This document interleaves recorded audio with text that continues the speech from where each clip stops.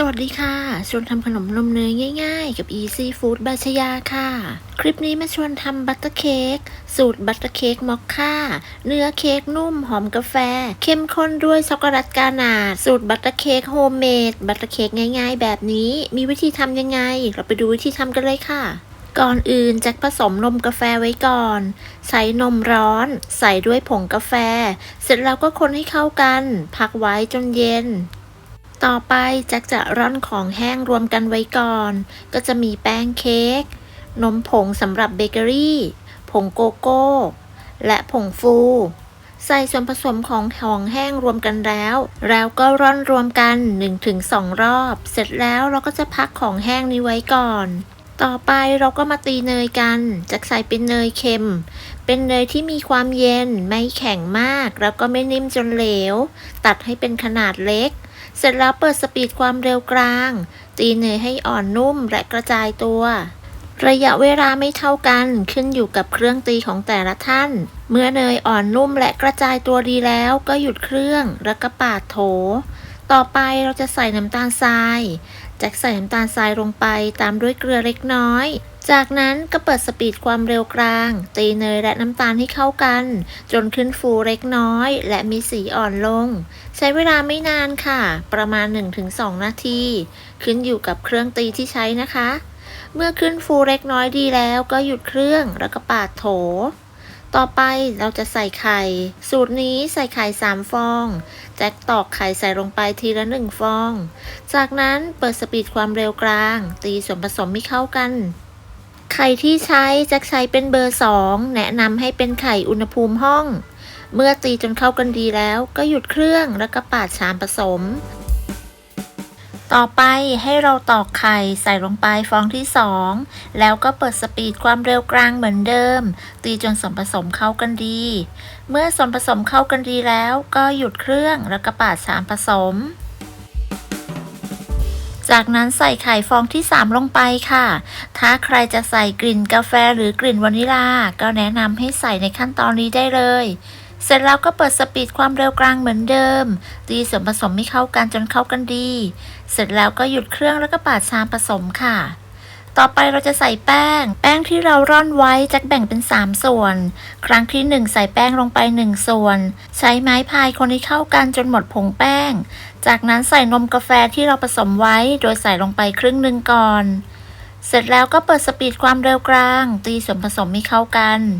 เมื่อส่วนผสมเข้ากันดีแล้วก็หยุดเครื่องแล้วก็ปาดชามผสม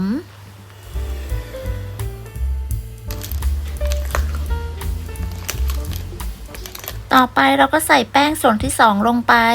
แล้วก็ใช้ไม้พายคนจนกระทั่งหมดผงแป้งเหมือนเดิมค่ะ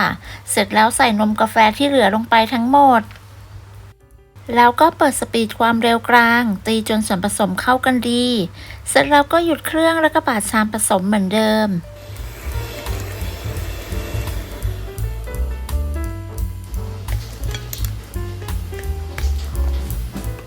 ต่อไปให้เพื่อนๆใส่แป้งที่เหลือลงไปทั้งหมดใช้ไม้พายคนให้เข้ากันจนกระทั่งหมดผงแป้ง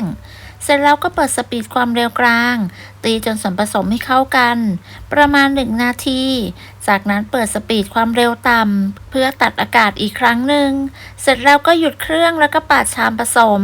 ส่วนผสมที่ได้จะมีความข้นไม่เหลวจากนั้นก็นำไปใส่ถาดได้เลย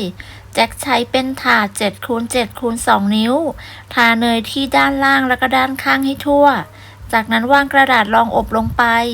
เทส่วนผสมลงไปได้ทั้งหมดถ้าเพื่อนๆนำไปใส่พิมพ์เค้กวงกลมก็แนะนำให้ใช้ขนาด2 ปอนด์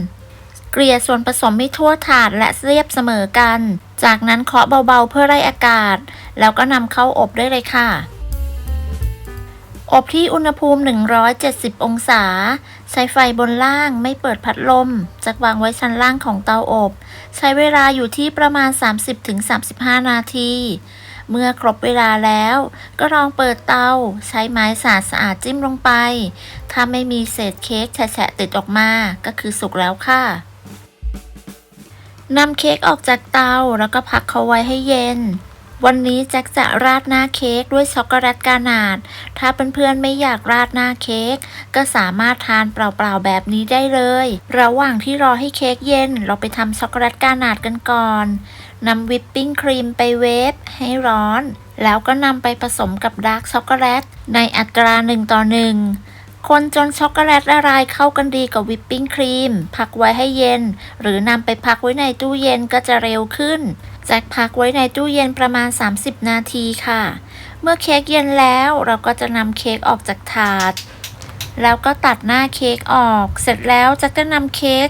ไปใส่ในถาดใบเดิมโดยวางกระดาษรองอบให้สูงกว่าขอบเค้กเวลาที่เค้กเซ็ตตัวแล้วจะได้ยกออกมาได้ง่ายๆจากนั้นจะใช้ซ่อมจิ้มลงไปบนหน้าเค้กเพื่อเวลาที่เราราดช็อกโกแลตกานาชลงไปจะได้ซึมลงไปในเค้กด้วย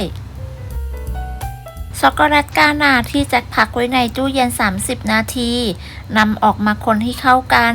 แล้วก็นำไปราดบนหน้าเค้กให้ทั่วแจ็คใส่ลงไปได้ทั้งหมดเลยถ้าเพื่อนๆชอบหน้าหนาๆก็สามารถเพิ่มอัตราส่วนตามชอบได้โดยส่วนผสมของวิปปิ้งครีมและดาร์กช็อกโกแลตอัตรา1:1เพื่อนๆสามารถเพิ่มได้ตามต้องการราดให้ทั่วแล้วก็พักไว้เซตตัวประมาณ30นาทีเมื่อครบเวลาก็นำออกมาจากตู้เย็นยกออกจากถาดแล้วก็ตัดแบ่งชิ้นตามขนาดที่ต้องการได้เลยค่ะแจ็คตัดขอบออกทั้ง4ด้านแล้วก็ตัดแบ่งชิ้นออกเป็น12ชิ้นขนาดกำลังน่ารับประทานเลยบัตเตอร์เค้กมอคค่าสูตรนี้ตัวเนื้อเค้กหอมอร่อยด้วยรสกาแฟราดด้วยช็อกโกแลตกานาชก็เข้มข้นอร่อยยิ่งขึ้น